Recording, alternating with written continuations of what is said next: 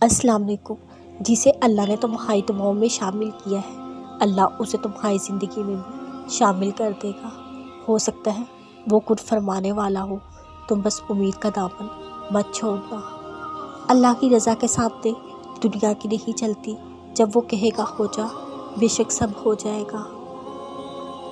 کوئی سجدہ ایسا مل جائے میں سر جھکاؤں اور اب مل جائے۔ تہجد کی دعائیں معجزوں کا عکس ہوتی ہے۔ فرش پہ ہاتھ اٹھاؤ گے، عرش پہ اللہ کو پاؤ گے۔ صبر کا دامن نہیں چھوڑنا۔ وقت بدلے گا، حالات بدلیں گے اور دعائیں قبول ہوں گی انشاءاللہ۔ کامیاب زندگی انتظار، صبر اور اللہ پہ یقین۔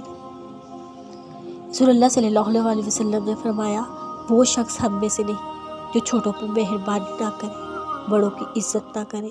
دعائیں رد نہیں ہوتی بلکہ بہترین وقت پہ قبول ہوتی ہے۔ دل کا بار بار ایک ہی دعا کے لیے اللہ کے سامنے رونا اتفاق نہیں ہوتا۔ اللہ اسی شخص کو آزماتا ہے جس کو وہ اپنی قربت دینا چاہتا ہو۔ تم اپنے لیے بہتر چنتے ہو مگر اللہ تمہارے لیے بہترین چنتا ہے۔